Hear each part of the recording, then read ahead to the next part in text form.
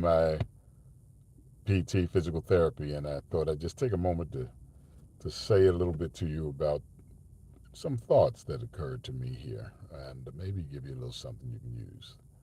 So, anybody, this is for you if you're over 40, if you know someone, care about someone over 40, 50, 60, 70, whatever.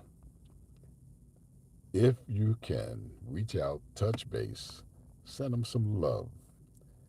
The longer you are here on this earth, the more loss you will have, the more opportunity you will have seen, but the more loss and more challenges will come your way just by virtue of time. Now, I want to suggest to you that you give credence and give love to folks that you know and care about more often because you don't know when it's going to be the last time. Also, sometimes we're so busy about our lives that we just kind of get caught up and somebody else needs us or calls us or contacts us about something and it can be aggravating or irritating or whatever, but you better just take a moment and think it through because again, they may need you more than your situation, uh, more than what you think. And if you can, try to do so willingly and with a glad heart. Nobody likes a stressful giver, somebody who gives and they make you feel worse when they come to bring service to you than before you had whatever it was. So I just want to encourage you to do that. I just I spoke to someone who didn't want to contact their own family because of the blowback they thought they might receive if they tried to ask for help, though they desperately needed it. And I just want to say, I understand, I get it, but think it through. Would you want someone else to do it, or would you want them to end up maybe in very dire straits because there was no one available to help them with a good heart, with a glad heart? All right, I think I've said it, and I think I got it across to you well enough. I just know that sometimes when you are stressed and under duress, one of the greatest strategies you can do to move yourself out of it is to look for a way to help somebody else. Now, I also know that sometimes people want you to help them in a way that's way out of your comfort zone, and that might not be the way for you to help them. So I just say do what you can when you can, while you can, for who you can. You've heard me say that before. But look to help somebody in a way that you're willing to help with a glad heart. I'm glad to see you, and I'm welcome to the new persons as well. This is just really an opportunity for you to recognize that we're all connected. We are all literally quite connected. So when you extend yourself on behalf of someone, realize that you're helping yourself also in another way. And I think that sometimes you need more concrete examples and strategies to really be able to observe that sort of thing. Those of you who checked out that TED talk I was telling you about, where the guy was able to show us that our very existence was contingent on stuff that happened in the prehistoric times, that all the way back to when they were just, um, little microscopic things on the earth. But when they passed away, the residue or what do you call it, the byproduct of them deteriorating helped to create the atmosphere that we are able to breathe in today as human beings. And just like that, I suggest that when people go through some of their trials and tribulations, sometimes they make a way so that you can have a better day or I can have a better day.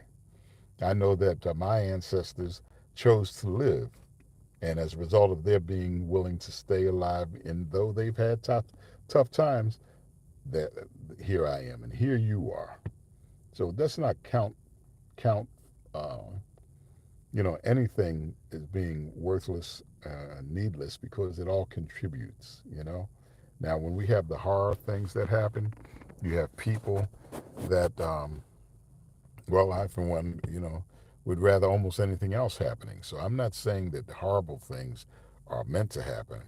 I am saying, though, that if we are blessed enough to be able to discern how we can make use, even though it just needing to happen, that will be to our service. Like someone whose child or whose friend or loved one passed away due to DWI, drunken driving, and as a result, they took a banner, they made a cause out of it, and they did a campaign that prevented a lot of other people from doing the same thing, maybe thinking, making them think twice or three times, or become normative for there to be a designated driver. That's just an example. But all of us have those things that we know that we can make a difference on, and those are the things we should. I used to have a hard time when running across places. You know, you go to a place and somebody's standing out there panhandling. You know, can you help me? Can you give me a little something, something? And I say, I don't want to be taken advantage of. And you know what? That's not on us. You do what you can. And I've done so much as go to fast food and buy somebody something and giving them the food. And hopefully that's helped them. And I've seen people say, well, thank you. Yes, I needed that.